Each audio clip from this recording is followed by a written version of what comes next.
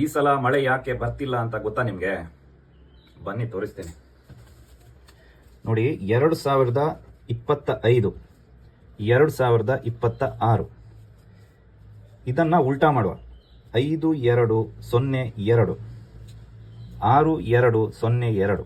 Okay, ಈ ಸೊನ್ನೆನ ಈ ಸೊನ್ನೆ ತೆಗೆಯುವ. ಇಲ್ಲಿಗ 522 622. ಈ 5 ಮತ್ತೆ ಈ 6 ಪ್ಲಸ್ ಮಾಡಿದ್ರೆ 11. ಓಕೆ, ಈ 2 ಈ 2 ಈ 2 ಈ 2 ಟೋಟಲ್ ಆದರೆ 8. ಈ 8ಅನ್ನ ಇಲ್ಲಿಗೆ ತರುವ. ಈ 11ಅನ್ನ ಬಂದು ಇಲ್ಲಿಗೆ ತರುವ. ಇದರಿಂದ ಏನು ಅರ್ಥ ಆಗುತ್ತೆ ಅಂದರೆ, ಏನಿಲ್ಲ, ಸುಮ್ಮನೆ ಟೈಮ್ ಪಾಸ್ ಮಾಡ್ತಿದ್ದೆ ಅಷ್ಟೇ.